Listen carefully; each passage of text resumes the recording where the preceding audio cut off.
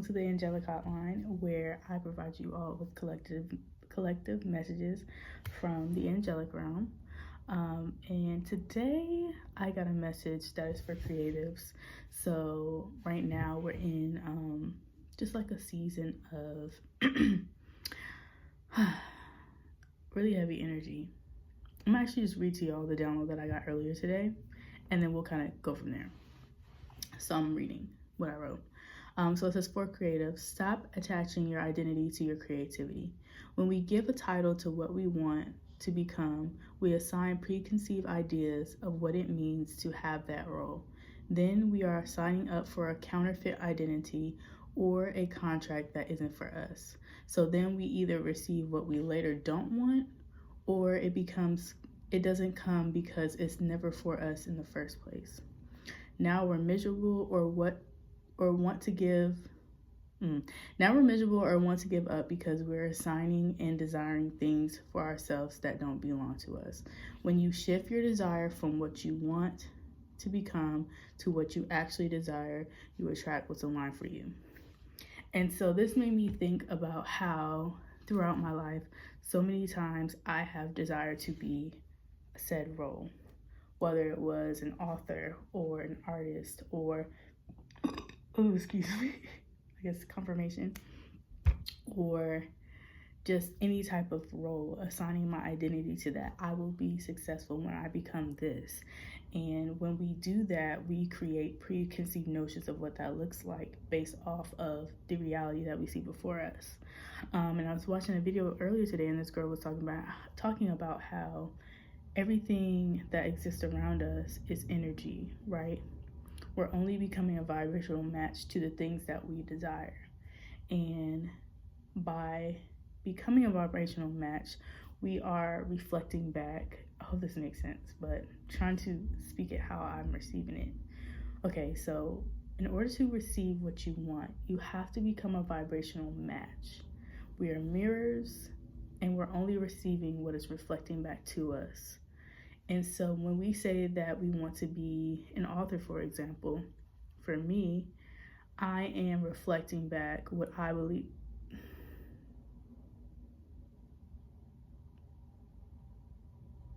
I want to start this channel over.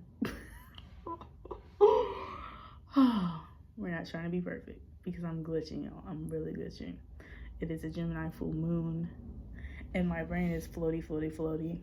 Maybe some of y'all have floaty brains. Let's just go ahead and do pulling cards. I think this is the energy, right? Maybe somebody has ADHD.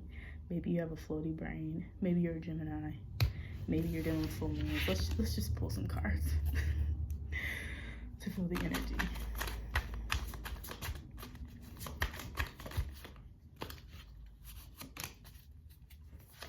Ooh.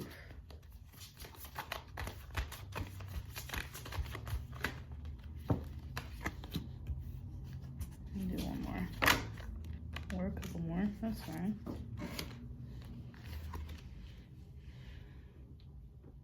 So instantly I'm hearing, I've been working on the railroad all the live long day. You have been working day and night tirelessly. There's a fire within you that's been working so hard to make your creative endeavors prosper. But I honestly think you are having mental burnout. And like I was saying, a lot of times we attach titles and roles to what we want to become, and we focus so much on those archetypes that we lose ourselves. So I use author for example because for me, when I first wanted to become an author, I attached becoming an author to wanting to be on the bestseller list, wanting to have 5-star reviews, wanting to be perceived in a certain light, but that was not what I truly desired. I only wanted to mimic what I saw other people doing. So it wasn't until that I actually relieved all of that and allowed myself to actually let go of that said identity and really embrace who I am and what I have to bring, that's when I actually started to turn the tables. So we actually have the 3 of Swords in reverse, and it makes me think about the storms that we weather when we try to become something that we shouldn't be.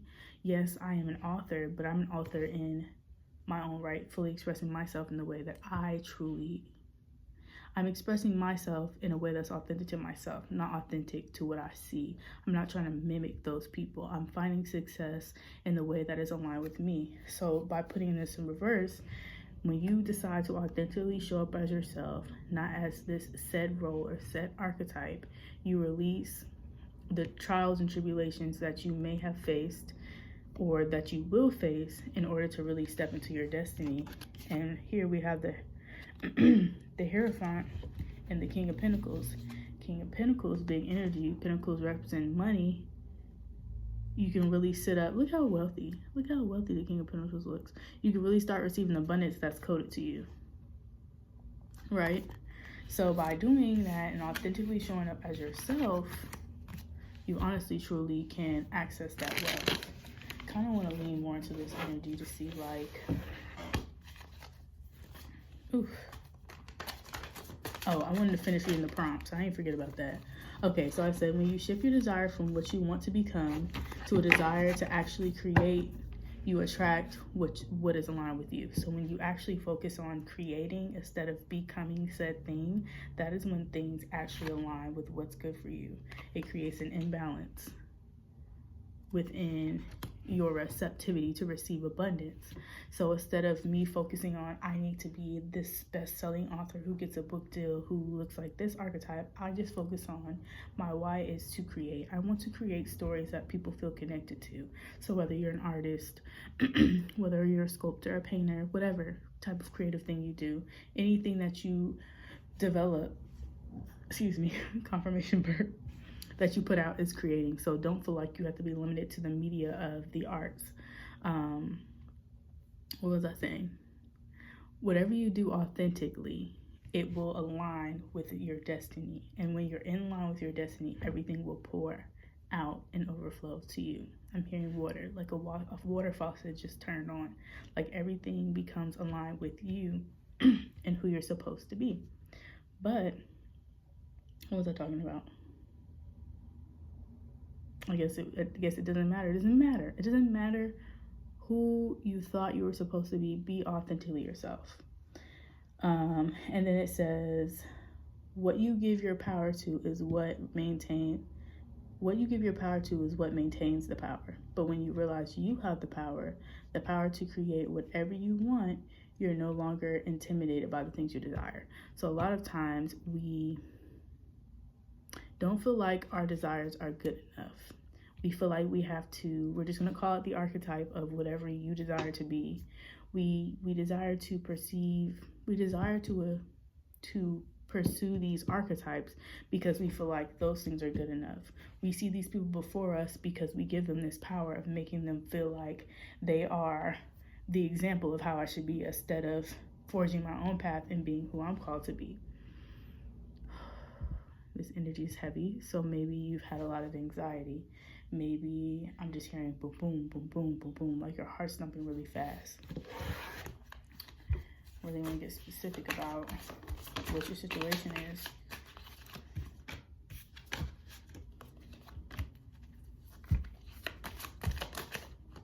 Maybe you're working at a job where there's a toxic work environment, and you've constantly been giving,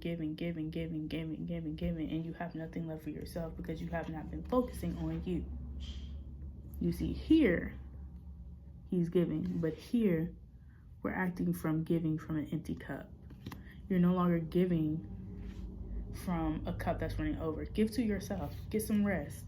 Pour into yourself. Never give from an empty cup, not a half full cup, not a quarter cup. Give from the overflow. Give from the cup running over. The one, what is it called? Not the one. The Ace of Cups is coming to mind of how it is a hand holding a cup and water is overflowing. Give from your overflow. It's always about you. You always come first. It's not bad to be selfish. People say, oh, you shouldn't be selfish. You can't be selfish. Put yourself first, because who else is going to put you first, huh? Who else is going to put you first? And if you don't put yourself first, you're going to continue to be in the wilderness, continue to maintain the state that you're currently in, continue to feel like justice isn't served on your behalf. You don't want to be in that. You want to create frequent movement. all I'm hearing is like cars are going by really fast. Like, you want that speed to pick up, and in order for the speed to pick up, you need to focus on yourself, pour into yourself, take care of yourself, love on yourself. I do want to pull from my Be Not Afraid deck. It's an angelic deck because I feel like the angels want to come through and actually say something specific. So let's see.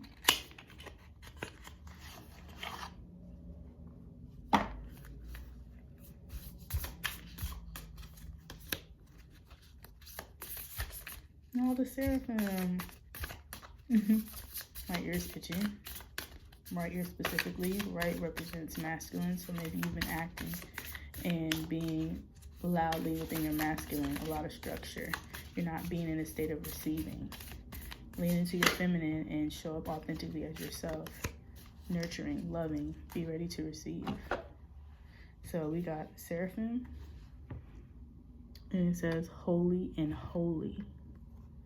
I absolutely love the seraphim because they are the closest to God, the closest to peace, 11:11 on the timer, the closest to just divine love. And when you love on yourself, when you think about source, God, creation, that unconditional love, that bright light, that love that lives within us, we have to treat ourselves as such. We are God incarnated into all types of beings, right?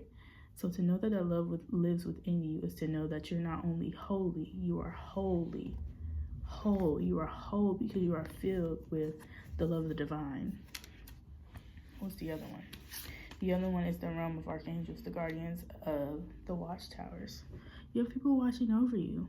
And 4, I love that. Such a divine number.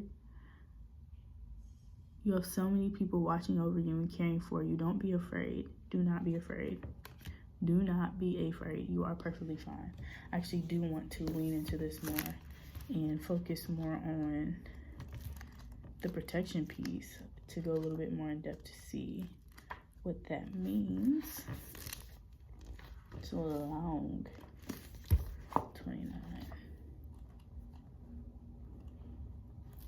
The realm of archangels, guardians of the watchtower. Archangels derive from the Greek arch meaning chief or principal, or angelos meaning messenger, occupying the celestial sphere that is second closest to humanity. As principal messengers, they oversee the guidance of angels and deliver crucial messages from the Creator's mind to the material world.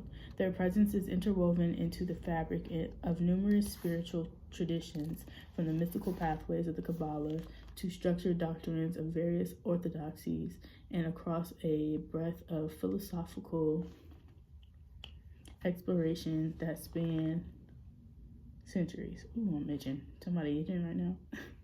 Their roles extend beyond more than protection. They are the catalyst of change, unbound by the physical laws of time, space, and guiding humanity with unwavering hand toward growth.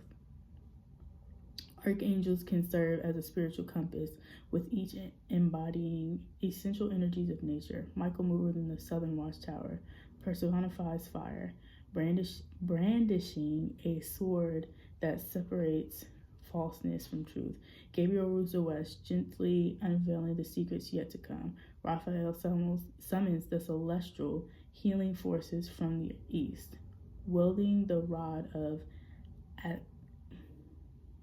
can't read it, but Asclepius. Reigning in the north, Uriel disperses the shadows of ignorance with brilliance. Drawing this card establishes a direct channel to those 4 archangels, heralding a period of protection, clarity, healing, and wisdom, all converging into a spiritual radiance. As you become one with the 4, I said one of the 4. So you are an angel. You are an earth angel. You are divinely connected to God. Do not forget the love that lies within you. But it says, as you become one with the 4, the 5th element activates and aligns you with the highest power imaginable, unconditional love, and unbridled creative force. What I tell you, lean into that unconditional love, and that will activate the creativity within you. And here's a little exercise. If you care so and feel connected to it, it says magic. Gather 4 colored candles, white, green, red, and black, and place them in a circle before you. The white candle should be placed in the south, and the green in the west, and the red in the east, and the black in the north. Light the candles as you request to connect with Michael, Gabriel, Raphael, and Uriel. Close your eyes and take deep breaths. In your mind's eye, visualize a castle with 4 towers and 4 corners. Softly gaze at the candle's flames from either, I smell food, from either behind your eyeballs, and imagine them illuminating each tower. Travel with your mind to each tower and ask for an empowerment from the angel who governs there. It may come through as a feeling, a word, a vision, or a sudden insight as you complete your journey around the watchtowers. Thank each angel for their guidance. Now, visualize yourself in the middle of the towers, alight with all forces of power you've received. Open your eyes, exhale, and record any impressions from the experience as you move forward. I do want to go back to what I felt connected to highlight was their roles extends beyond mere protection. They act as a catalyst of change, unbound by the physical laws of time and space, guiding humanity with an unwavering hand towards growth. When you stay connected to your divine calling, when you lean into love and allow love to emanate as creativity, you can defy the laws of time and space. And I'm telling you this because it's possible.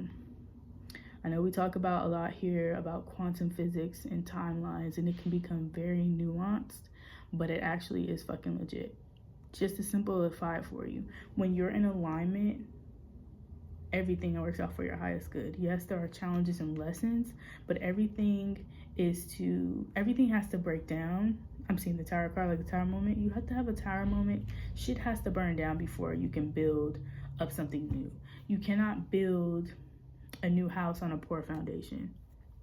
You cannot build on top of a poor house or a bad house. If you want a new life like you say you want to, 17:11 on the clock, you have to truly allow yourself, blow up your life for yourself, right? Like, tick, tick, boom is all I hear. Like, if you want a clean slate, you got to blow that shit up so you can start from scratch. Because unfortunately, when we come to this life, we have so many experiences, whether through childhood, through different relationships, traumas that really pile shit on top of us. And we try to build these new lives by ignoring them. No, you need to dig in and heal that shit. Get the support that you need, get community, get a therapist, get whatever you need in order to make this thing go. Ace of Swords, you have the power to fight. Swords represents the warrior in you. It represents fighting. Fight. Take a hold of this sword and blow that shit up. This is crazy. I cannot make this shit up. Knight of Wands. You see him on this horse with his stick. He ready to go. Take that shit. Look at this. Knight of Pentacles. Constant movement. Pick up your sword. Fight. Knock all that shit down. Knock all the trees down. I'm going to draw cards forever, and it's going to continue to speak. The moon upside down. The moon usually represents the shadow aspect of yourself. But in reverse, you gain clarity and release fears, find truth. So as soon as you allow yourself to take your life back, blow that shit up, tear that shit down, do whatever you need to do, break by motherfucking break, to unpack your trauma, unfold the things that no longer serve you, to start a new life for yourself, you will allow yourself to forge the life that you so desire for yourself. I hope I'm making sense, because I feel like this message is a little all over the place. But I do want to pull from this deck, which is called Conversations with Your Inner Self, because I think there's a question in there for you that will prompt you to maybe reflect. Yeah! Hold on, I'm recording a video. Oh, this is cute. Solar initiation. The sun. How beautiful is that? You are going through an initiation right now. You are going through a period of initiation. Not literal, like I'm initiating into a religion or a spiritual system, but more so life is initiating you into the next level of your destiny, into the next level of what you have been called to do. My wife is calling me, so I'm gonna go ahead and pull this last card and send y'all on y'all merry way. Hoping that you receive all you need to receive from this divine message. Right on top, and I can't make this up, already waiting is emotional release. And it says, what activities help you release pent-up emotions? And that's a question for you to ask. When it comes to healing, there's a lot of emotional release. And just remember, as you release these emotions, give yourself space to reset your nervous system. There's a whole thing about resetting your nervous system. I can't do it all in one video to tell you how, but do your research. But emotional release, what activities help you release pent-up emotions? I'm telling you, face it. I can't make this shit up. Creativity right underneath. Ooh. Creativity, if you want a little bonus, how can you channel your shadow self in creative activities? So I'm gonna give y'all some homework. If I can find the other card.